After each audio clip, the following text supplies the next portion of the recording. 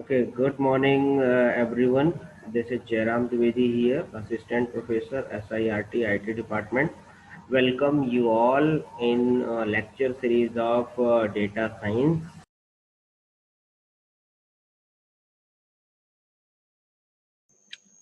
Okay, so from today we will learn the unit number second. So what are the topics which we cover in this unit? So first briefly we see about these topics. So what is clustering? And it's the k-means clustering algorithm, that is one popular clustering algorithm, and then additional clustering algorithms. Some more clustering algorithm is also covered on this unit, and after that we'll see the association rule, and then we learn about the a priori algorithms, and the application of association rule will also cover on this unit.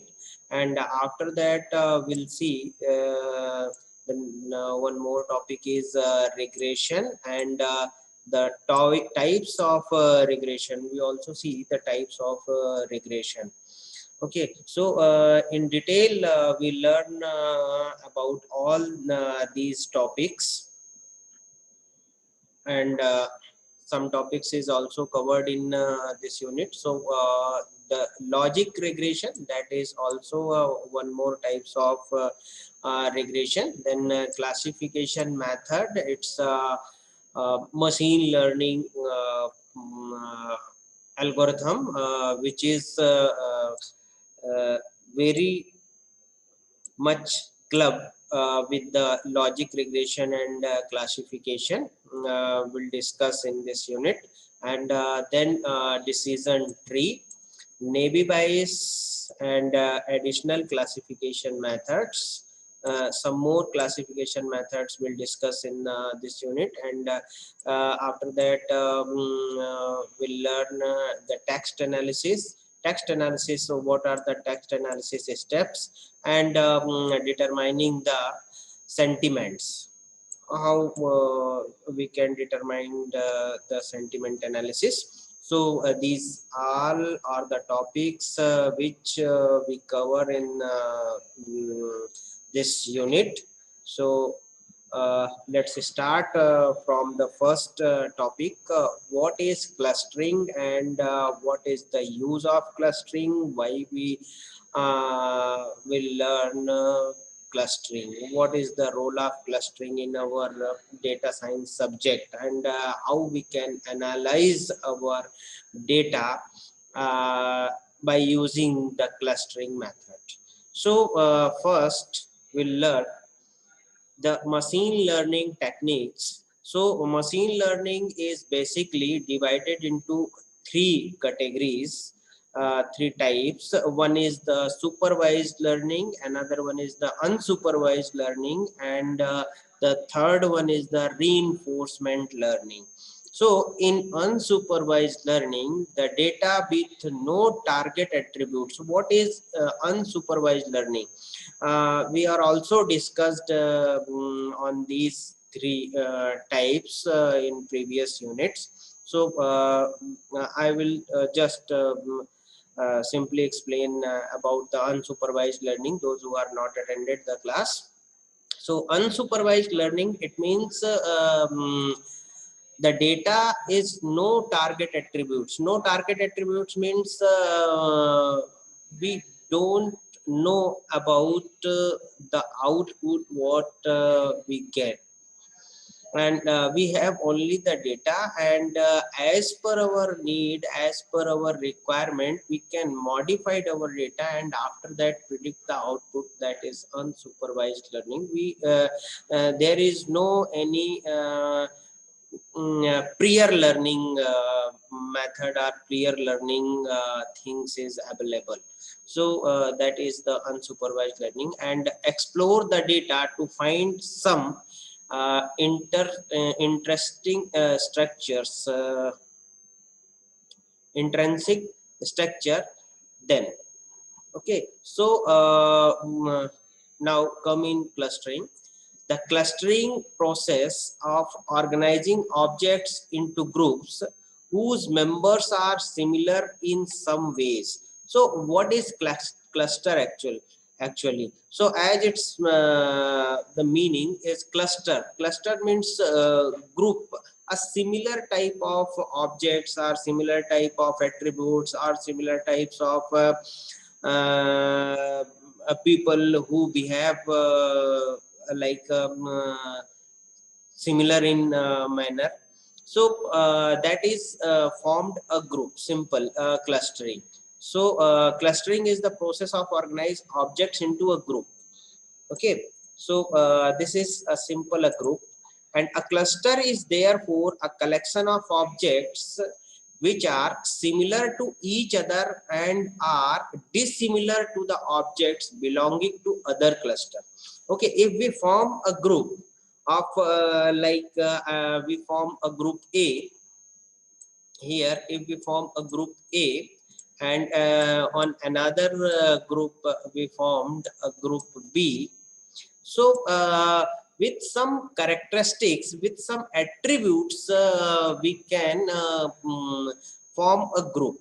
So if a people are the objects belong the group of A, so it is possible that those attributes who belongs to group B, they are not similar to each other. If they are there is any similarities, so that is difficult to group these attributes. So it is necessary that if the groups or the objects those are in group A, they are mostly dissimilar of the objects which belongs to group B.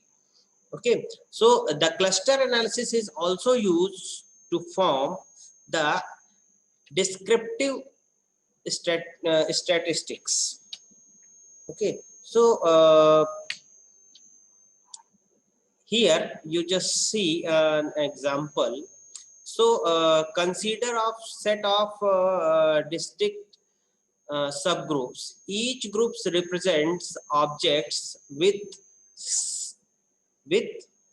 the substantially different properties. Okay, so if form a group, so they are totally different characteristics they have.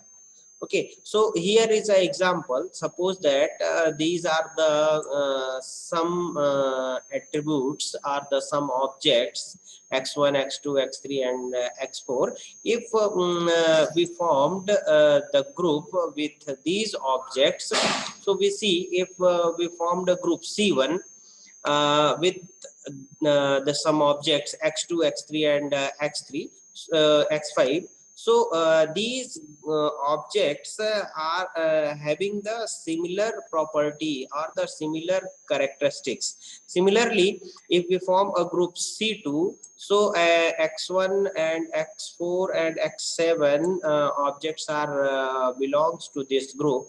So these are three groups here.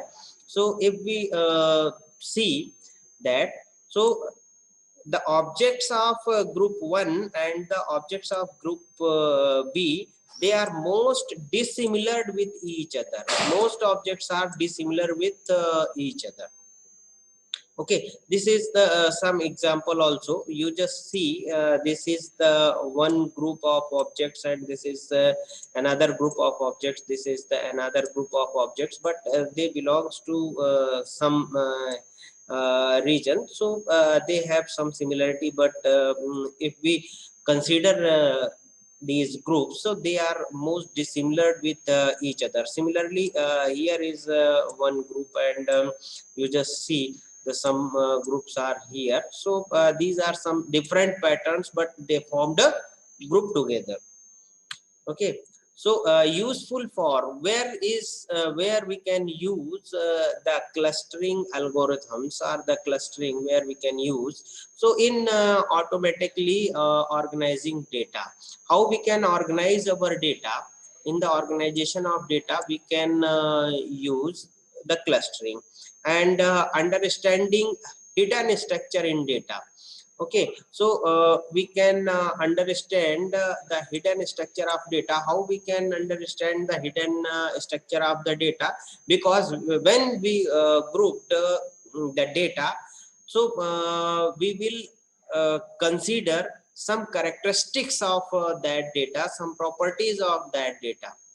Okay, so they have some similarities of when we form a group. Okay, so what is the where we can use? One is the understanding the stage, the pre-processing of data. We can use the clustering in pre-processing of data. Okay, so where is the pre-processing of data? When we form a model, when we are planning to build any model, so before that you can simplify your data as per the need of your model. So there only you can group your data by using the clustering algorithm. And machine learning, it is well known. In machine learning we can use the clustering. So where we target, what are the applications of clustering?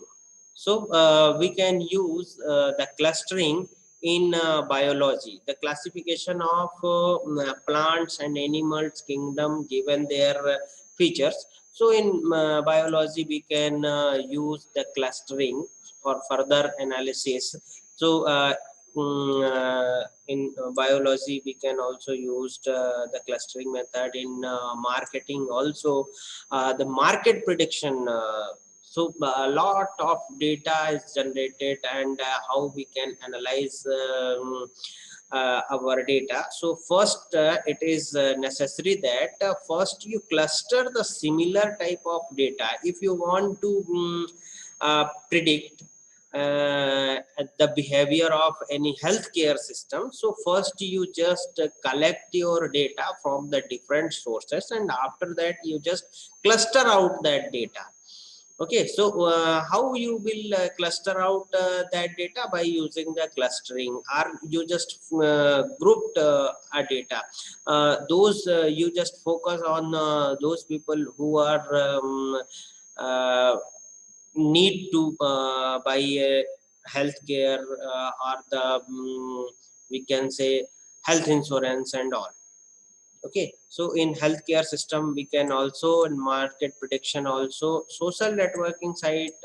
So nowadays you just you seen many businessmen and many industries are focused in social media networks. There is lot of data generated daily in the social media networks, and once we collect the data, so it is necessary that cluster out that data. Okay, and then Wavelog also. So these are the some area where we can use the clustering. So the two important component of cluster analysis. So are so you just see what are the types. So the similarity distance measure between two data sample. Okay, once you collect the data, you just cluster out that data. Means you just grouped your data into by using the some characteristics, some properties, or the your need also. So as per your requirement, you just cluster out your data. So how you will cluster out? You will cluster out with the certain rules by using the certain properties. So certain behavior of data. So these are the two main. So one thing is that distance. Distance, it means that not we will talk about this physical distancing. No, we will talk about the logical distance, how they are dissimilar, how their characteristics are mostly dissimilar to each other. And the clustering algorithms, many clustering algorithms are available. Okay, so aspects of clustering. What are the main aspects of clustering? So clustering algorithms such as the k-means clustering, hierarchical clustering, and the mixture of Gaussian clusterings. So these are the some types of clustering algorithms. And the distance are dissimilarity function. What is dissimilarity functions? The dissimilarity functions are like Euclidean function, Minkowski, and the cosine vectors. These some methods which are used for measuring the distance are the dissimilarities. Okay, so clustering quality. What is the main quality of clustering? So most of the thing is that what is the main quality of clustering? So when we consider what are the main quality of this clustering algorithm, so you just see the intercluster distance is maximized. Intercluster distance is maximized, and the intracluster distance is minimized. So this is the main property of clustering, main quality of clustering. So let's see what is it actually, maximized and minimized.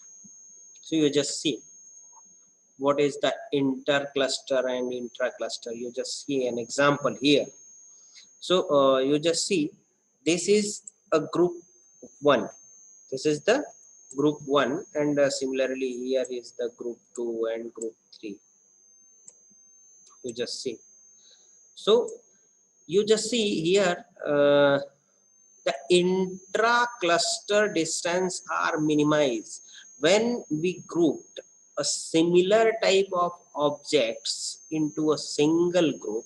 So you just see they are more similar to each other. Their similarity is maximum. If they are maximum similar, so we can say that their distance is minimum. So in the last few slide I was also discussed what is minimum distance and maximum distance. We are not measure here the physical distance between the objects. We are only focus the physical distance or the distance of dissimilarity as per the measure of their characteristics. Okay, so and here you just see the distance between the two groups, group number 2 and group number 3. Here the objects between the group number 2 and group number 3 are more dissimilar. If we consider about the most dissimilar, we can say that their distance is maximum. So hope you just understand about the intercluster distance is minimum and maximum, and intracluster distance is minimum. Okay, so here some more examples are here. You just see the cluster set of 1 and the cluster set of 2, and here you just see the some different cluster sets are here. And you just see here is the 2 cluster sets. So as per their characteristics, as per their similarities, we can cluster out these objects.